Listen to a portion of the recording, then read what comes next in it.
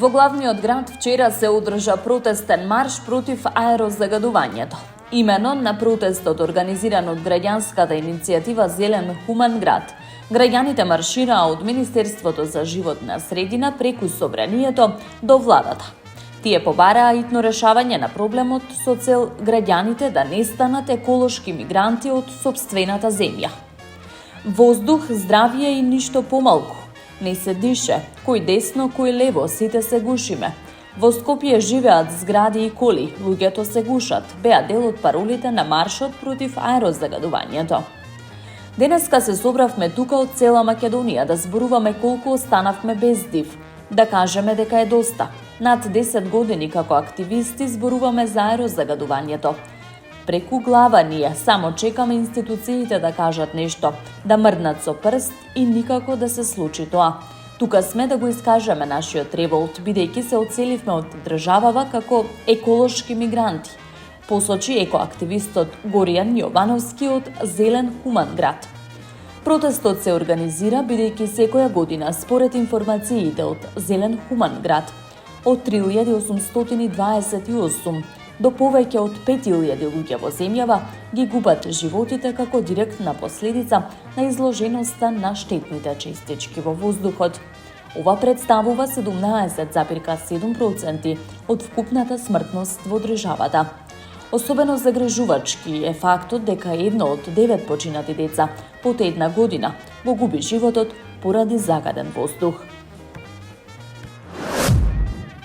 Од општина Центар информираат дека завршиле со процесот на украсување за новогодишните и божиќните празници.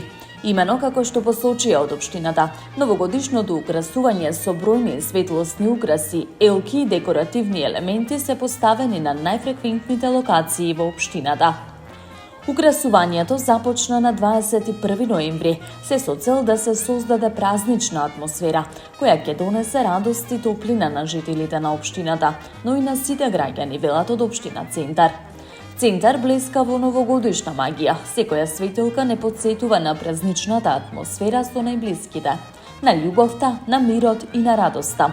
Минатиот месец, први во државата, почнавме со украсувањето, за да ги истоплиме срцата на дечињата и на возрастните, истакна првиот човек на Центар Горан Герасимовски. Од општината информираат дека во текот на следната недела граѓаните ќе бидат информирани за сите културни и музички настани што ќе се реализираат предпразнично на крајот од 2024.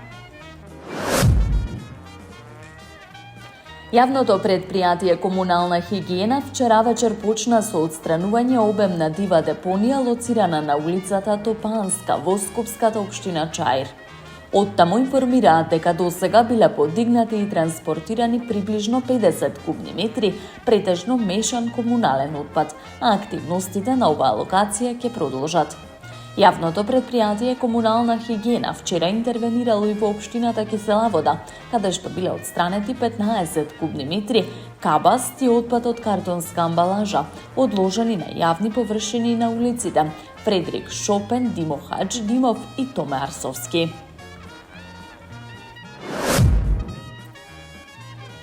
Општина Илинден со своите активности континуирано спроведува активности кои се насочени кон зачувување и промовирање на традиционалните македонски музички културни вредности, велат во денешното соопштение од општината.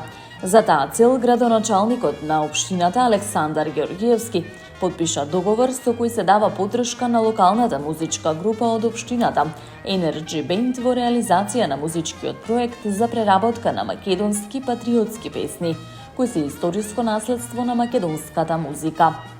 Општина Илинден и понатаму во своето работење ќе ги поддржува сите културни настани, активности и манифестации кои ќе придонесат за унапредување и зачувување на културата и музиката во Илинден, велат од општината.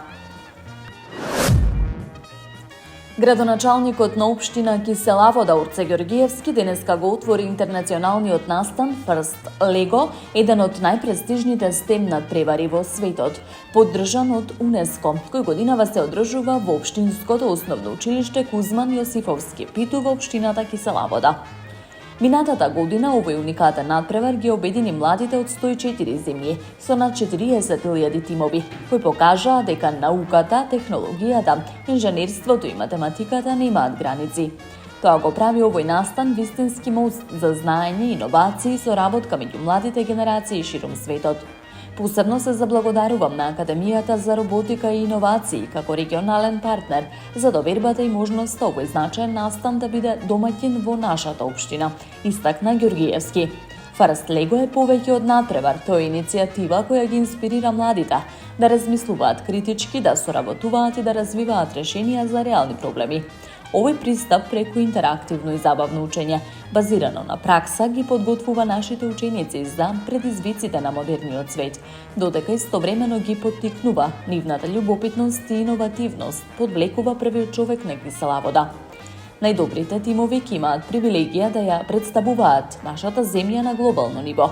Тимот што ќе го освои првото место ќе се надпреварува во Соединетите Американски држави, додека второпласираните ќе ја продолжат својата мисија во Грција.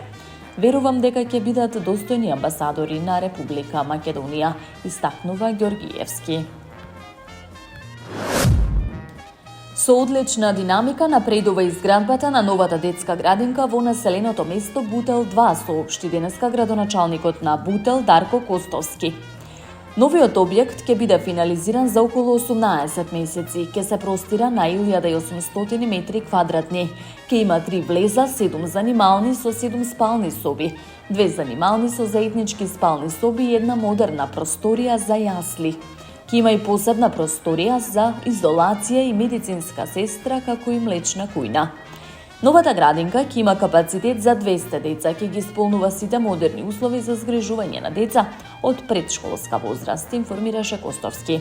Објектот кој замина во историјата беше изграден во далечната 1964 година, а по 60 години се гради нова модерна детска градинка. Реализираме големо барање на граѓаните. Ова е капитален објект кој ќе го реализираме после долги години лажни ветувања, порача Костовски. Tamo je Skopje, grad moj ljubav bliže, što mi rasute sni. Večno